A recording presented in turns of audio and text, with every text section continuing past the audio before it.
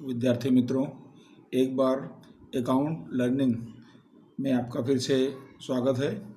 और आज के वीडियो में हम चैप्टर नंबर 6 नामा के मूलतत्व चैप्टर नंबर 6 और ये है साझेदार की निवृत्ति अथवा मृत्यु। तो इस टॉपिक को आज हम लेने वाले हैं। और आपने पीछे चैप्टर नंबर 5 में साझेदार का प्रवेश आपने सीखा, और साझेदार का प्रवेश और साझेदार की निवृत्ति अथवा मृत्यु, ये जो टॉपिक हैं, चैप्टर हैं, इनमें काफ़ी आपको सिमिलरिटी मिलेगी। कुछ बातों में यहाँ अलग पड़ेंगे, जैसे हम वहाँ पर साझेदार का त्याग निकालते थे, यहाँ पर हम निकालेंगे साझेदार का लाभ। तो ये थोड़ा सा चेंज आएगा। बाकी खातों की दृष्टि से आपका ये चैप्टर और लगभग दोनों ज़्यादातर सिमिलर हैं, और बोर्ड की परीक्षा में भी ये चैप्टर आपका उसी तरह से जैसे 9 नंबर का आपका चैप्टर नंबर 5 है, उसी तरह से 9 मार्क्स का इसका भी जो है गुणभार होता है। तो इसको हम देखते हैं ज़रा। तो इसमें देखिए, सबसे पहले तो बोर्ड के हिसाब से देखा जाए तो सेक्शन ए, जिसमें आपको विकल्प के प्रश्न के उत्तर देने होते हैं, उसमें एक क्वेश्चन पूछा जाएगा और वो 1 नंबर का होगा। और सेक्शन ई में आपको इसमें एक क्वेश्चन पूछा जाता है और वो 8 मार्क्स का होगा। और इस तरह से ये कुल चैप्टर आपका 9 मार्क्स का होगा। तो इस तरह से आपको एक में बड़ा प्रश्न आपको तैयार करना है, और दूसरा वैकल्पिक जो प्रश्न आता है उसमें आपको एक प्रश्न तैयार करना है। तो थोड़ा इसके बारे में जानते हैं। साझेदार की निवृत्ति अथवा मृत्यु, रिटायरमेंट और डेथ ऑफ अ पार्टनर। तो इसमें देखिए, साझेदार का लाभ जब हम निकालेंगे तो जैसे हम पीछे सीख चुके हैं, नया भाग माइनस पुराना भाग। साझेदार का नया भाग बराबर पुराना भाग प्लस लाभ। उसके बाद है निवृत्ति। साझेदार, जो साझेदार निवृत्त हुआ है, तो निवृत्त साझेदार का भाग चालू रहने वाले साझेदार कौन से प्रमाण में वितरण करेंगे। अगर दिया ना गया हो तो फिर क्या है, आपको पुराना अनुपात को ही आपको नया अनुपात समझना है, और वही लाभ का अनुपात भी समझना है। तो पुराना अनुपात और नया अनुपात आपको एक ही गिनना है, अगर आपको सूचना नहीं दिया है तो। उसके बाद है बही में दर्शाई ख्याति। बही में दर्शाई ख्याति पुराने अनुपात में अपलिखित करनी होती है, जैसे हम चैप्टर नंबर 5 में करते थे। उसके बाद है निवृत्त साझेदार की लोन पर साझेदारी करार में उल्लेख ना हो तो आपको 6% ब्याज इस पर गिनना है। फिर उसके बाद है आवश्यक खाते जो बनाएंगे इसके अंदर हम, तो वो है पुनः मूल्यांकन खाता, पूंजी अथवा चालू खाता, रोकड़ या बैंक खाता, और निवृत्ति के पश्चात का आर्थिक चिट्ठा या पक्की तल पर। तो इस तरह इसमें हम मुख्य 4 खातों का इसके अंदर समावेश करेंगे प्रश्न को हल करते समय। और विद्यार्थी मित्रों, इसमें हम जैसे कि हमने चर्चा किया, सेक्शन ए में आपको 1 मार्क्स का इसमें प्रश्न है, 1 मार्क का, तो विकल्प के आधार पर रहेगा। तो उससे संबंधित थोड़े प्रश्न हमने लिए, उसको देख लेते हैं। और उसके बाद इस वीडियो में हम छोटे प्रश्न, जिससे कि त्याग निकालना, साझेदारों का लाभ निकालना, लाभ का अनुपात निकालना, नया अनुपात निकालना और ख्याति की गणना, इनका समावेश करेंगे। और मित्रों, हमने इसके अंदर प्रश्नों को थोड़ा सरल ढंग से हल कर दिया है। खाली आपको मैं उसको एक एक करके एक्सप्लेन कर देता हूँ, आपको समझ में आ जाता है। उसके बाद हम अगले वीडियो में बड़े प्रश्न शुरू करेंगे। तो पहले देख लेते हैं। विभाग 1 के लिए प्रश्न है, यहाँ पर है सेक्शन ए में। पहला प्रश्न दिया है कि साझेदार की निवृत्ति के समय पक्की तलपट में दर्शाया हुआ लाभ हानि खाता का उधार शेष यानी हानि, यहाँ दिया है खाली जगह लिखा जाता है। तो यहाँ पर आपको बताना है इसका उत्तर कि पूंजी, सभी साझेदारों के पूंजी खाते उधार और पुराने लाभ हानि के अनुपात में, इस तरह यहाँ पर लिखा जाएगा। दूसरा है साझेदार की निवृत्ति के समय पेढ़ी की पक्की तलपट में दर्शाई ख्याति लिखी जाती है। कहाँ लिखी जाती है, तो पूंजी खाता के उधार पक्ष में पुराने अनुपात में। उसके बाद है अगला प्रश्न, और वो है प्रश्न नंबर 3। तो यहाँ पर देखें, यहाँ पर दिया हुआ है कि निवृत्त साझेदार को दी जाने वाली ख्याति लिखी जाती है तो बाकी साझेदारों के पूंजी खाते के उधार पक्ष में उनके लाभ के अनुपात में। फिर जब मात्र लाभान खाता का पुराना अनुपात ही दिया हो तो बाकी साझेदारों का लाभ का अनुपात क्या होगा, तो पुराना अनुपात, यानी जो बताया ना अभी कि पुराना अनुपात बराबर ही लाभ का अनुपात हो जाएगा, या वही अनुपात बराबर नया अनुपात हो जाएगा अगर सूचना नहीं है तो। 5वां नंबर है निवृत्त होने वाले साझेदार के अलावा साझेदारों में से कोई एक साझेदार को भी ख्याति प्राप्त होती है। तो यहाँ दिया है नए लाभ हानि के अनुपात में उसका भाग पुराने भाग से कम हो तब, यानी माइनस में, तो ऐसे में उसको ख्याति प्राप्त होती है। उसके बाद है साझेदार के मृत्यु या निवृत्ति के समय पुनः मूल्यांकन खाते की हानि खाली जगह और खाली जगह के अनुपात में पूंजी खाता के खाली जगह पक्ष में लिखा जाता है। तो सभी साझेदारों के खाते पुराने अनुपात में और उधार पक्ष में लिखा जाता है। फिर उसके बाद 7वां नंबर है निवृत्त होने वाले साझेदार को भुगतान पात्र रकम पर साझेदारी में कोई उल्लेख ना हो तो यहाँ पर आपको ध्यान रखना 6% ब्याज भुगतान पात्र होगा। 8 नंबर है हिसाबी वर्ष 31/3/16 को पूरा होता है। 30/6/16 के दिन साझेदार की मृत्यु हो जाती है। गत वर्ष के लाभ रुपया 24,000 के आधार पर लाभ में प्राप्त होने योग्य भाग हो तो मृत्यु के समय खाली जगह लाभ भाग के रूप में प्राप्त होगा। तो यहाँ उत्तर आता है 2,000। आपको क्या करना है 24,000 और यहाँ साझेदार समान भाग के हिस्सेदार हैं इसके अंदर, तो फिर आप इसके आधार पर क्या बताओगे इसका हिस्सा 1/3 इसका भाग हुआ।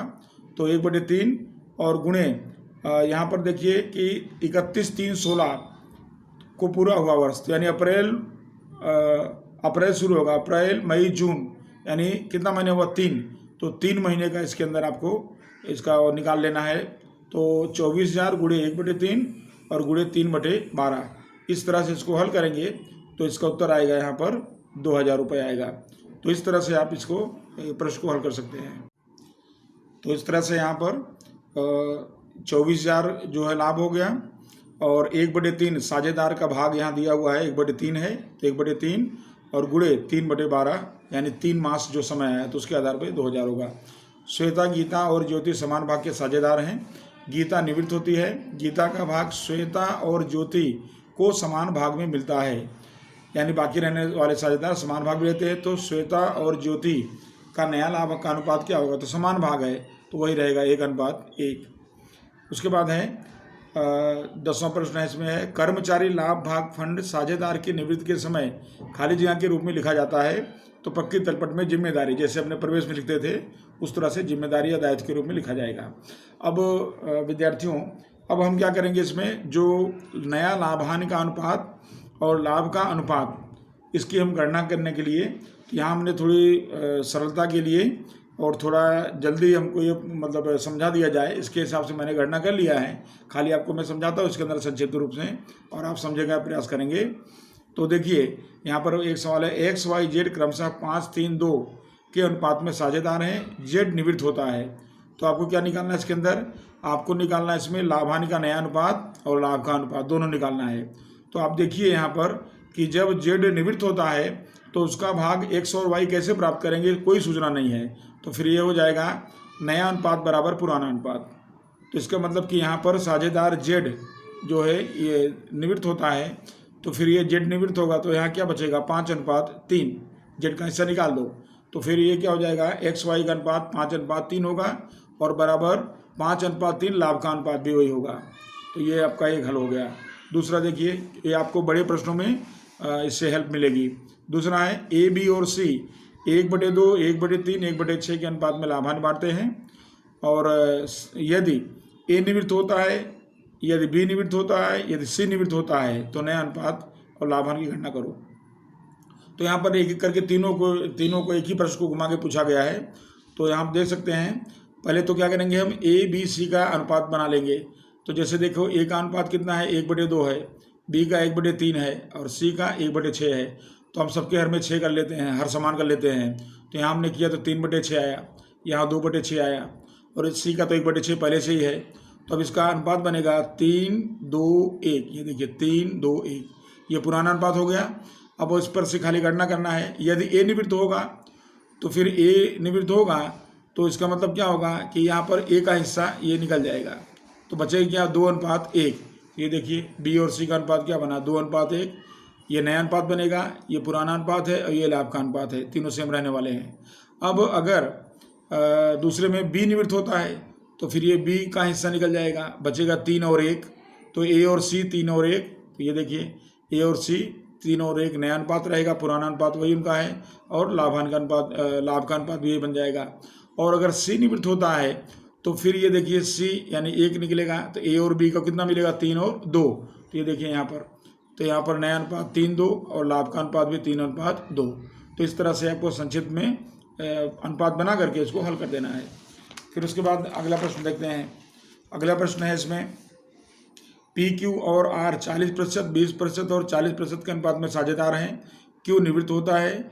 क्यू के लाभ में से पी को 3/20 और आर को 1/20 भाग मिलता है। यहाँ देखिए सूचना दिया है। तो यहाँ पहले तो पुराना अनुपात निश्चित करते हैं। तो पी क्यू आर प्रतिशत हो तो बटे 100 कर दिया, 40/100, 20/100 और 40/100 छोटा कर दिया इसको। तो यहाँ पर कितना बचेगा छोटा करने पर? यहाँ बचेगा 4/10, 2/10 और 4/10। तो हर समान है तो क्या कर देंगे 4, 2, 4।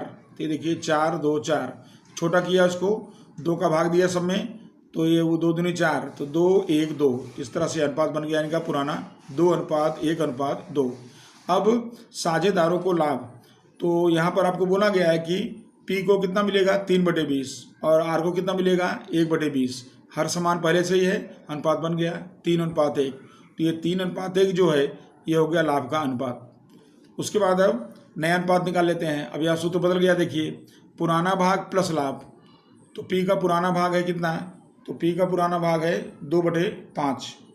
तो यहाँ पर अपने निकाले 2, 1, 2, तो 2/5। तो 2/5 प्लस इसको लाभ कितना हुआ 3/20, हर समान कर दिया 11/20 आ गया। ये हम पहले सीख चुके हैं सब, इसलिए थोड़ा हम आपको स्पीडली समझाने का प्रयास कर रहे हैं। उसके बाद है आर का पुराना अनुपात अपने है, तो यहाँ 2/5 हो जाएगा। और उसको लाभ कितना हुआ? तो उसको लाभ हुआ 1/20, दोनों जोड़ देंगे, हर समान करेंगे 4 का गुणा करके, तो यहाँ हो गया 9/20। और इस तरह से इनका नया अनुपात बना 11:9। ओके। चौथा नंबर देखिए एम, एन और ओ 3, 2, 1 में साझेदार हैं। एम निवृत्त होता है और एम के भाग में से 1/10 भाग एन को तथा शेष भाग ओ को मिलता है। तो यहाँ पर हमको यहाँ पर खाली ये शेष भाग निकालना पड़ेगा। तो समझते हैं पहले पुराना अनुपात एम का 3, 2, 1 के हिसाब से 3/6, 2/6 और 1/6। अब एम के निवृत्त के पश्चात एम के भाग में से 1/10 भाग एन को मिलता है, तो बाकी का भाग ओ को मिलेगा। तो ओ को कितना मिलेगा?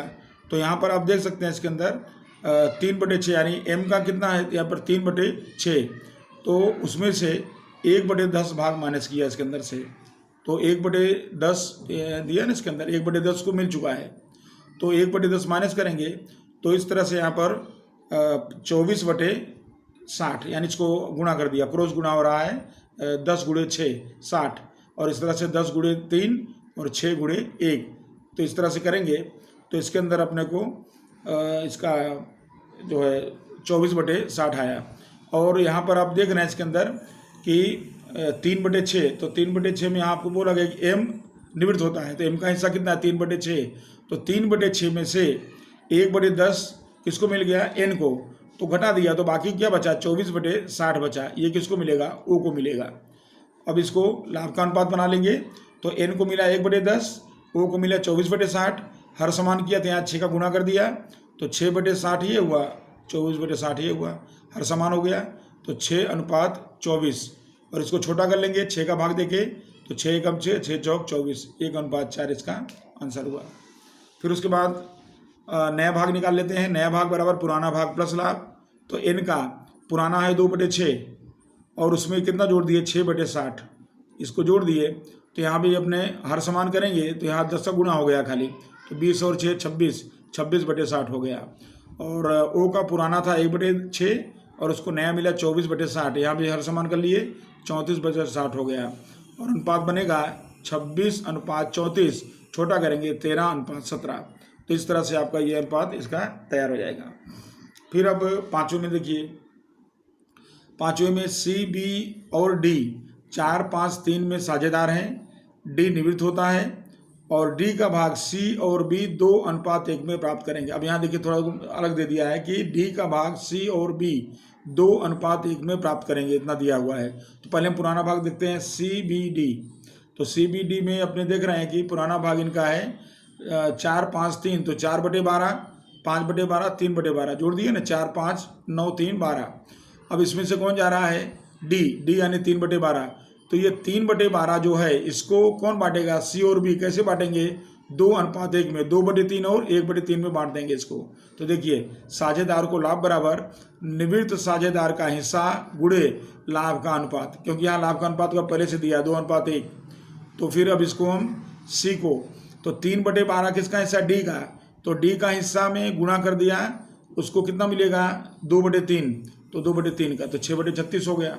फिर बी, इसको भी डी के हिस्से का मिलेगा, तो डी का हिस्सा 3/12, उसमें से कितना मिलेगा इसको, 1/3 मिलेगा, तो कितना मिलेगा, 3/36 मिलेगा। हर समान है तो 6:3 अनुपात बना, छोटा किए 3 का भाग दिए, तो यहाँ 2:1 इसका आंसर आया।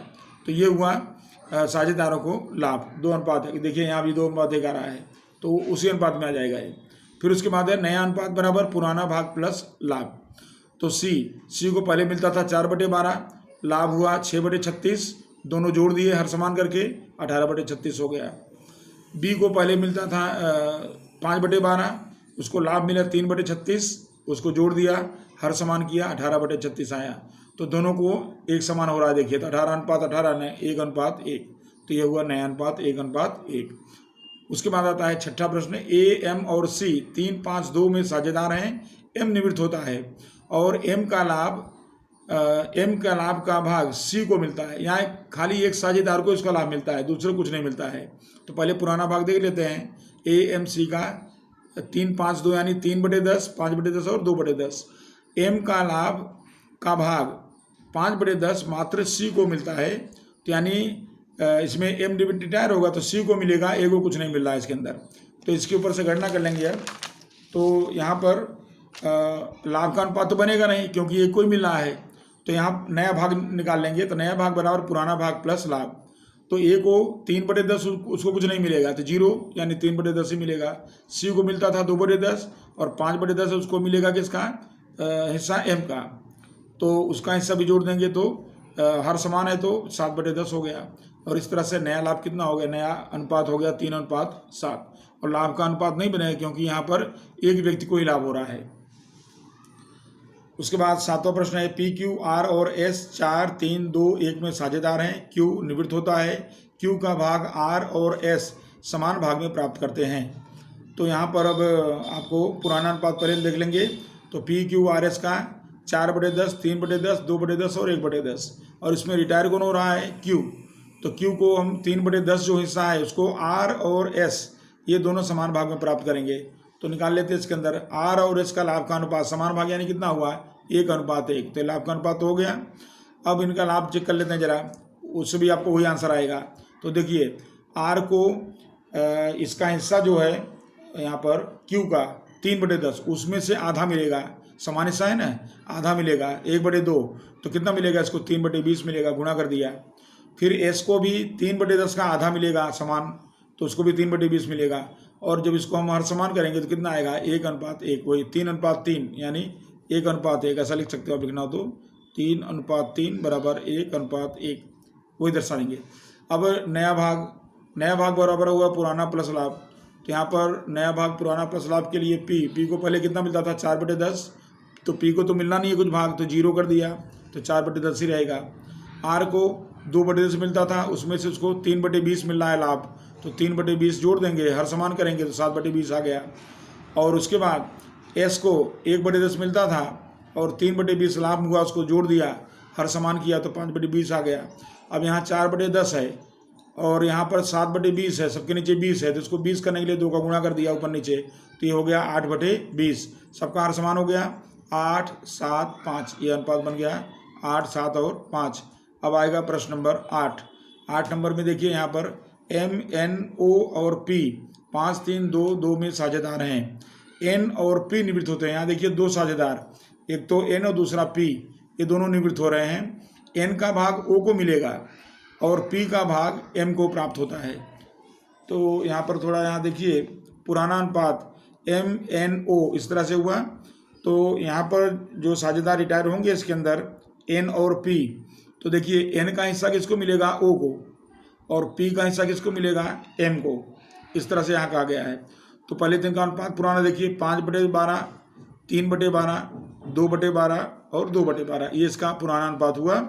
और अब इसको देखते हैं एम और ओ का लाभ का अनुपात।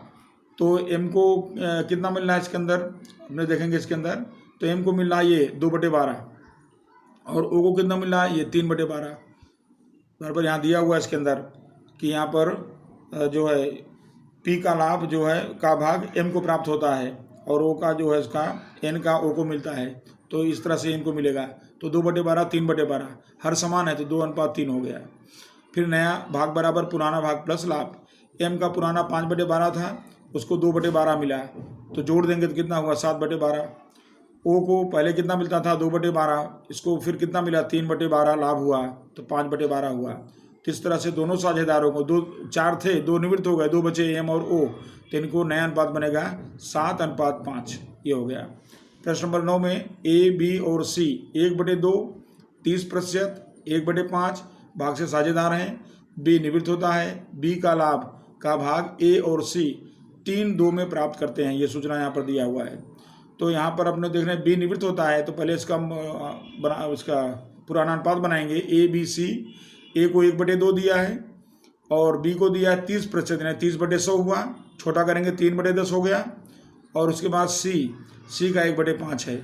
तो इसके बाद हम हर समान करेंगे, तो हर समान करने के लिए हम देख रहे हैं सबके नीचे 10 आना चाहिए, तो यहाँ पर 5 का गुणा कर दिया, तो 5/10 हो गया ए का।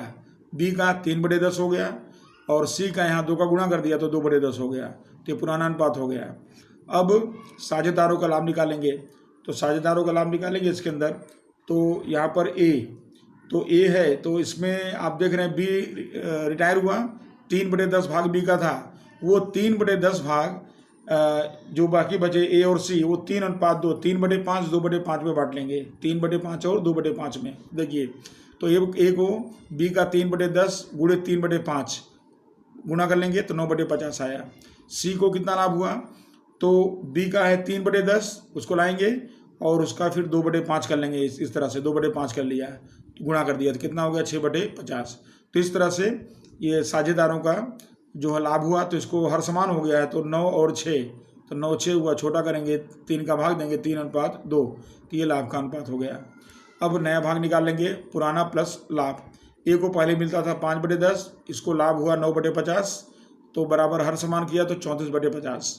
उसके बाद सी को पहले मिलता था 2/10 और इसको लाभ हुआ 6/50, हर समान किया 16/50 हुआ। और इसको समान करेंगे तो 34 और 16, तो 34 और 16 हुआ, तो छोटा करेंगे इसको 2 का भाग दे देंगे 17 और 8, इस तरह 17 और 8 इसका नया अनुपात बनेगा, नया भाग बनेगा। फिर उसके बाद आगे देखते हैं, प्रश्न नंबर है ए बी और सी, ऐसा दिया है ए बी और सी 4 5 1 में साझेदार हैं। बी के निवृत्ति के समय ख्याति की निम्नलिखित प्रविष्टि की गई। अब यहाँ आपको ऐसा अनुपात नहीं दिया लाभ का, लेकिन आपको एक परोक्ष रूप से दिया गया है कि इनकी प्रविष्टि में एंट्री इस तरह दी गई है, प्रविष्टि दी गई है। तो उसमें लिखा है ए के पूंजी खाते उधार 6000, सी के पूंजी खाते उधार 4000 और बी के पूंजी खाते जमा 10,000, ये प्रविष्टि दी गई है। तो इस प्रविष्टि के आधार पर हम समझेंगे। तो पहले तो पुराना अनुपात ले लेते हैं। पुराना अनुपात है 4 5 1, 4/10, 5/10 और 1/10, और बी को निवृत्त होना है, जो 5/10 का हिस्सेदार है वो निवृत्त हो जाएगा। तो ए और सी का लाभ का अनुपात, तो इनका लाभ का अनुपात जो है वो किस तरह से होगा, तो यहाँ आप देख सकते हैं ए और सी।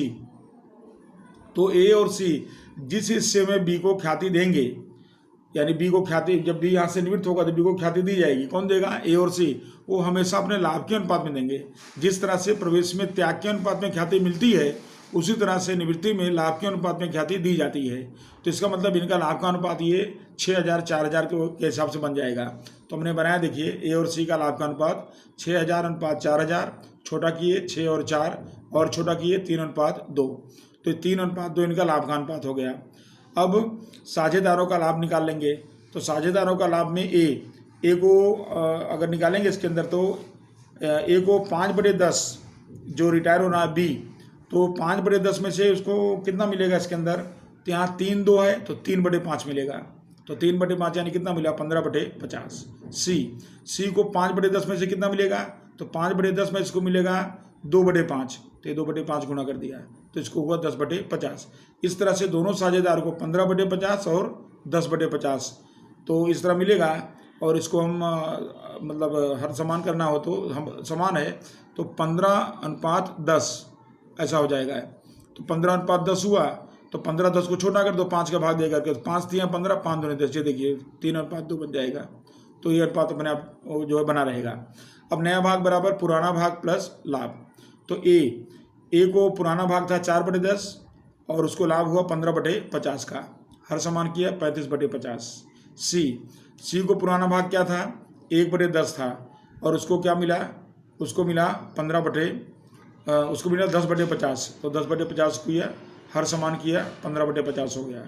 और हर समान है तो 35 15, 35 और 15, और इसको हम हल कर देंगे तो 5 का भाग देते हैं, 5 7 35 और 5 3 15, 7:3 ये साझेदार का नया अनुपात हो जाएगा। उसके बाद ए बी सी और डी 4 3 2 1 में साझेदार हैं। सी निवृत्त होता है। सी के निवृत्त के पश्चात ए अपना पुराना लाभ का भाग चालू रहेगा। अब यहाँ क्या बोला गया है कि ए जो है अपना लाभ पुराना भाग चालू रहेगा, उसमें कोई परिवर्तन नहीं होगा। तो पहले हम पुराना अनुपात देख लेते हैं। पुराना अनुपात है दो चारों का 4 3 2 1, तो 4/10, 3/10, 2/10 और 1/10। और सी यहाँ पर निवृत्त हो रहा है, ये साझेदार निवृत्त हो जाएगा और ए अपना भाग चालू रखेगा, ऐसा बोला गया है। तो सी के निवृत्त के बाद ए का नया हिस्सा ये 4/10 है तो वही रहेगा क्योंकि वो परिवर्तन करने वाला नहीं है, तो उसका पुराना हिस्सा ही नया हिस्सा बना रहेगा। ये फाइनल हो गया। और अब नई पीढ़ी में बाकी का लाभ निकाल लेंगे। तो नई पीढ़ी में बाकी का लाभ, नई पीढ़ी में कौन बचा अब, क्योंकि सी तो चला गया तो ए बी डी बचे, तो 3 लोग बचे, तो उसमें एक तो अपना हिस्सा बना के रखेगा, तो फिर कुल हिस्से में से उसका हिस्सा निकाल दिया। एक में से 4/10 एक का हिस्सा निकाल दिया तो कितना बटा 6/10, 10 गुणे 1 10, 10 - 4 बराबर 6, 6/10 बचा। तो 6/10 जो बचा वो बी और डी जो बचे हैं वो ये कैसे ले लेंगे, 3:1 में वो प्राप्त करेंगे। क्यों 3:1 में प्राप्त करेंगे, तो ये देखिए बी का अनुपात कितना है 3 और उसका अनुपात कितना है 1, तो 3:1 में प्राप्त करेंगे। या यहाँ से देख लीजिए बी और डी 3 और 1, तो 3:1 में प्राप्त करेंगे तो 3/4 और 1/4 मिलेगा। तो अब देखिए नया भाग बराबर शेष भाग गुणे पुराना भाग अनुपात। तो यहाँ पर देखिए शेष कितना बचा 6/10, तो 6/10 में पुराना इनका कितना है 3, इसका कितना है 1, तो 3/4 यानी ये कितना हुआ 18/40। और डी को शेष भाग कितना है 6/10 गुणे पूरा इनका 1/4, ये जो इसका पुराना भाग है 1/4, तो इसको गुणा किया तो कितना है 6/40। तो इस तरह से ये हो गया। और साझेदार ए तो अपना पुराना चालू रहेगा, कितना 4/10। अब हमने क्या किया इसमें, यहाँ देखिए सबके नीचे 40 है तो ए के हिस्से में भी हमने 40 कर दिया, तो 4 का गुणा कर दिया, तो ए का हो गया 16/40। अब क्रम में लिखते हैं, क्रम में ए बी डी 3 बचे, तीनों का नया अनुपात, तो तीनों का अनुपात हम क्रम लगा लेंगे। तो देखिए क्रम में ए का कितना आया 16, बी का आया 18 और डी का आया 6, तो कितना बना ये 16 18 और 6, तो ये हमने अनुपात बना दिया। ए बी डी का नया अनुपात बराबर 16 18 6। छोटा कर लेंगे तो यहाँ पर 2 का भाग सब में चला जाएगा, तो 2 8 16, 2 9 18, 2 3 6, तो 8 9 और 3। तो विद्यार्थी में तो इस तरह से आप अब इसमें ख्याति की प्रविष्टियाँ देख लेते हैं। ख्याति संबंधी प्रविष्टियाँ ए बी सी 5 3 2 के अनुपात में साझेदार हैं। सी निवृत्त होता है और निवृत्त के समय ख्याति 30,000 निश्चित हुई, तो ख्याति का मूल्य 30,000 निश्चित हुआ है और साझेदारों का प्रमाण दिया। अब यहाँ सी निवृत्त हो रहा है, तो यहाँ पर आप पुराना भाग देखेंगे तो यहाँ 5 3 8 2 10, 5/10, 3/10 और 2/10 इस तरह से है। तो लाभ का अनुपात बराबर पुराना अनुपात, क्योंकि यहाँ पर सी का हिस्सा ए और बी कैसे लेंगे कुछ बोला नहीं गया है, तो फिर जो पुराना है 5 और 3 वही अनुपात इनका लाभ का अनुपात बनेगा, वही नया अनुपात बनेगा। अब सी के हिस्से की ख्याति 30,000 ख्याति निश्चित हुई है, गुणे सी का हिस्सा कितना 2/10, तो 6,000 ख्याति निश्चित हुई। अब 6,000 ख्याति कौन चुकाएगा, ए और बी।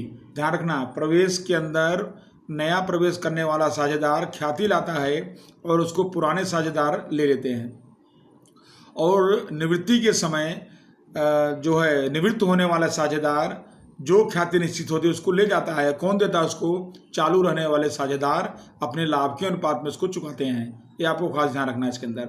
इसीलिए आप देखते हैं कि वहाँ जब प्रवेश में हम देखते हैं तो प्रवेश करने वाले साझेदार उधार और पुराने साझेदार जमा। यहाँ देखिए, यहाँ पर होता है चालू रहने वाले साझेदार उधार और निवृत्त होने वाला साझेदार जमा। ये आपको बहुत ध्यान से समझ लेना है, बहुत मेन चीज़ यही है। अगर आप ये समझ गए तो आपको ख्याति आ गई। तो इस तरह से आपको ये निवृत्ति के समय आपको ध्यान रखना है खास। तो ये ख्याति हुई 6000, निवृत्त हो रहा है सी को जमा कर दिया 6000 से, और इसका पेमेंट कौन करेगा? ए और बी। कौन से अनुपात में? लाभ के अनुपात में। लाभ का अनुपात यानी पुराना अनुपात। तो 5:3 दिया है, तो 5/8, 3/8 कर दो 6000 का, तो 3750 और 2250 चुका दिया। ये ख्याति की प्रविष्टि हो गई। एक और देखते हैं सवाल। एक्स वाई और जेड की पेड़ी में पक्की तलपट में ख्याति पहले से 42,000 बताई है, तो पुरानी ख्याति हो गई। जैसे अपने प्रवेश में पुरानी ख्याति हम क्या करते थे? पूंजी खाते के उधार में अभिलिखित कर देते थे, तो वही चीज़ यहाँ भी करना है। पुरानी ख्याति है। एक्स के निवृत्ति के समय ख्याति 1 लाख यहाँ पर दिया है, 1,20,000 दर्शाई है, यानी निवृत्ति के समय। तो ये नई ख्याति है जो गणना हुई है उसकी, और इस पर से आपको ख्याति संबंधी प्रविष्टि करना है। अब आप देखिए, एक्स वाई जेड का पुराना अनुपात कहीं दिख नहीं रहा है, तो इसका मतलब एक्स वाई जेड का पुराना अनुपात कितना हुआ? समान, 1:1:1। उसके बाद अब पुराना अनुपात बराबर नया अनुपात, क्योंकि यहाँ पर निवृत्त होने वाले साझेदार का हिस्सा कौन कितना लेगा ऐसा कुछ दिया नहीं है, तो पुराना बराबर नया और बराबर लाभ का अनुपात सब एक ही रहेगा, और वो कितना रहेगा? समान, 1:1। क्योंकि इसके अंदर एक्स निवृत्त होता है तो कौन बचा? वाई और जेड, तो वाई और जेड का अनुपात कितना रहेगा? 1:1। अब एक्स के भाग की ख्याति निकाल लेते हैं। ख्याति का मूल्य कितना निश्चित हुआ? 1,20,000। उसमें इसका हिस्सा कितना है? एक्स का 1/3 समान भाग है, तो 42,000 ख्याति जो है एक्स को मिलनी चाहिए। कौन देगा? वाई और जेड देंगे। कौन से अनुपात में? उनके लाभ के अनुपात में 1:1, यानी समान भाग देंगे। तो 2 प्रविष्टि इसमें होगी। पहली प्रविष्टि होगी ये जो पुरानी ख्याति है उसको अपलिखित करने के लिए, तो फिर इसमें तो पूंजी खाता उधार कर देंगे, ख्याति खाता जमा कर देंगे। तो देखिए, एस के पूंजी खाते, वाई के पूंजी खाते, जेड के पूंजी खाते उधार किया, ख्याति खाते जमा किया 42,000, और समान भाग 3 भाग कर दिया, 14,000, 14,000, 14,000। उसके बाद दूसरे नंबर में ख्याति का भुगतान करेंगे, तो चालू रहने वाले साझेदार वाई और जेड के पूंजी खाते उधार और निवृत्त होने वाले साझेदार एस के पूंजी खाते जमा किया। ख्याति निश्चित हुई थी कितनी? ख्याति की रकम थी यहाँ पर 40,000। तो 40,000 जो रकम होगी वो रकम का भुगतान ये लोग अपने अपने हिस्से में करेंगे। तो इसके लिए यहाँ पर आप देख पाएंगे इसके अंदर 20,000, 20,000 और 40,000, ये इसका हिस्सा होगा 1,20,000, और उसका कितना निकाले थे हम? 1/3, तो 1/3 भाग। तो इस तरह से 40,000 ये अपने बांट दिए। तो ये पुरानी ख्याति अपलिखित कर दिए और नई ख्याति को हमने दर्शा दिया, निवृत्त वाले को जमा कर दिया और चालू रहने साझेदार को उधार कर दिया। आगे देखते हैं ख्याति संबंधी प्रविष्टि दूसरी। इसमें देखिए यहाँ पर एम, एल, एम, एन और ओ 4 साझेदार हैं। 5, 4, 3, 3 का अनुपात इनका पुराना है, और बही में ख्याति 75 दर्शाई पुरानी ख्याति है। एल के निवृत्त के समय ख्याति 90,000 नई ख्याति है, और लाभान का नया अनुपात इनको दे दिया है 3:1:1। अब आपको यहाँ लाभान का अनुपात दिया है, तो फिर इसके ऊपर से आप सीधा लाभ का अनुपात निकाल सकते हैं, नया भाग माइनस पुराना भाग। तो इसमें एम का नया भाग निकालेंगे, तो यहाँ पर लाभ का भाग निकालेंगे, तो नया भाग इसका है 3/5 इसके अनुसार 3:1:1, 3/5 और माइनस पुराना भाग इसका है इसके अनुसार यहाँ पर 4/15, तो 5/15 हुआ। एन का 1/5 माइनस नया भाग और पुराना भाग है ऊपर 3/15 0, और ओ का 1/5 नया और माइनस पुराना ऊपर 3/15 बराबर 0। यहाँ देखिए 2 को तो कोई लाभ नहीं हुआ, खाली यहाँ पर लाभ किसको हो रहा है? एम को। तो इसका मतलब ख्याति का भुगतान करोगे खाली एम करेगा, एन और ओ को ख्याति का भुगतान नहीं करना है। अब मात्र एम को लाभ होता है, तो एल की ख्याति निश्चित कर लेते हैं। 90,000 रुपये यहाँ पर नया मूल्य निश्चित हुआ उसका, एल का हिस्सा, तो एल का हिस्सा यहाँ पर दिया है, यहाँ पर ये 5/15, तो 5/15 इसका हिस्सा हो गया। तो इसकी ख्याति निश्चित हुई कितनी? 30,000 रुपये। तो ये नई ख्याति हो गई। सबसे पहले पुरानी ख्याति अपलिखित करेंगे पुराने अनुपात में, तो सभी साझेदारों के पूंजी खाते उधार कर दिया और ख्याति खाते जमा कर दिया। पुरानी ख्याति 75,000 है, और पुराना अनुपात इनका जो यहाँ दिया देखिए 75,000 ख्याति, पुराना अनुपात 5, 4, 3, 3। तो इसको हमने सबको भाग में बांट दिया। तो ख्याति अब लिखित हो गई। अब जो नई ख्याति निश्चित हुई, क्योंकि लाभ केवल एम को हो रहा है तो एम भुगतान करेगा, तो एम के पूंजी खाते उधार और एल को ख्याति मिलेगी, एल के पूंजी खाते जमा। तो इस तरह से यहाँ पर इसकी एंट्री कर देंगे। एल के पूंजी खाते का 30,000 रुपया इसका हिस्सा आया ख्याति में। फिर देखिए एक और, ए बी और सी साझेदार हैं, बी निवृत्त होता है, ख्याति का मूल्यांकन 60,000 हुआ। बी के निवृत्त के बाद ए और सी का नया अनुपात यहाँ दिया है 7:2, यहाँ भी नया अनुपात आपको अलग से दिया हुआ है।